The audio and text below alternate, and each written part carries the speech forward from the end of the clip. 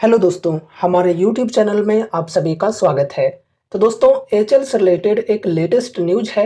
ये news basically new order से related है। अभी हम डिटेल्स में इस ऑर्डर को समझेंगे एंड उसके बाद हम स्टॉक की टेक्निकल्स को डिस्कस करने वाले हैं, अपॉर्चुनिटीज वगैरह को भी समझने वाले हैं। तो क्या खबर है ऑर्डर से रिलेटेड वो समझते हैं। तो देखो यहाँ पर सब्जेक्ट में बताई जा रही है contract for avionics upgrade of Dornier 228 transport aircraft. तो देखो जो डोर्नियर 228 ट्रांसपोर्ट एयरक्राफ्ट है, इसके अंदर एवियोनिक्स अपग्रेडेशन के लिए कंपनी को कॉन्ट्रैक्ट मिली है। और देखो यहाँ पर यही चीजें बताई जा रही है। A contract has been awarded to HL for avionics upgrade of Dornier 228 transport aircraft for enhancing Indian air force's operational capability. अब देखो ये जो खबर है ये कल के दिन मिनिस्ट्री ऑफ डिफेंस के द्वारा भी दी गई थी एक ट्वीट के जरिए। काफी अच्छी बात है और गवर्नमेंट की जो पहल है आत्मनिर्भर भारत की, इसमें एक बहुत ही बेहतरीन ये सपोर्ट है इस एवियोनिक्स अपग्रेड के जरिए। ठीक है, और चलो अब यहाँ पर हम स्टॉक की टेक्निकल्स को डिस्कस करते हैं, अपॉर्चुनिटीज को समझते हैं।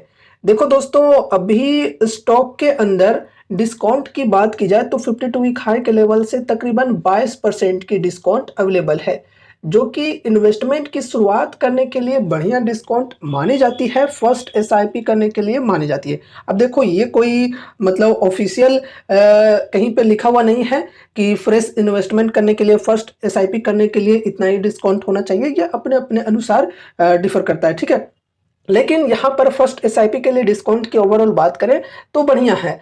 अब यहाँ पर क्या हमें इन्वेस्टमेंट कर देना चाहिए? जी नहीं, बिल्कुल नहीं। आपको थोड़ा सा वेट करके चलना चाहिए। 14 नवंबर को इनके जो Q2 के रिजल्ट्स हैं ये आउट होने वाले हैं। ठीक है, तो 14 नवंबर को देखते हैं रिजल्ट्स कंपनी की कैसी आती है, उसी अकॉर्डिंग यहाँ पर हम इन्वेस्टमेंट की डिसीजंस ले सकते हैं। अगर रिजल्ट्स वीक आती है तो फिर स्टॉक के अंदर और भी गिरावटें हमें देखने को मिल सकती है, फिर यहाँ पर हम और भी डिस्काउंटेड प्राइस में बाइंग कर पाएंगे।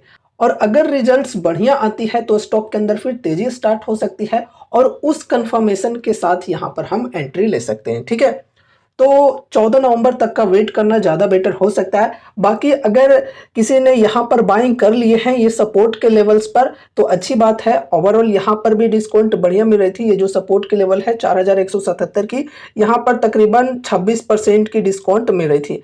अगर किसी ने यहाँ पर फर्स्ट अमाउंट लगाया है और विजन है लॉन्ग टर्म का तो वो यहाँ पर होल्ड कर सकते हैं।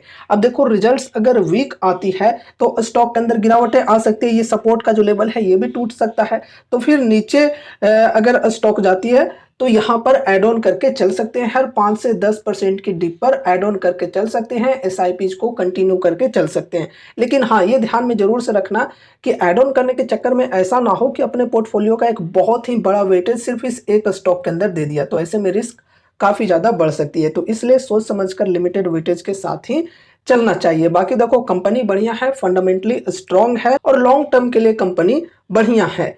अब देखो यहाँ पर हमने जो भी चीज़ों को डिस्कस किया है ये ध्यान में रखना कि सिर्फ और सिर्फ एजुकेशनल पर्पज से किया है। इस स्टॉक से रिलेटेड हमने आप सभी को कोई भी बाय या सेल की कॉल टिप या रिकमेंडेशंस नहीं दिए हैं।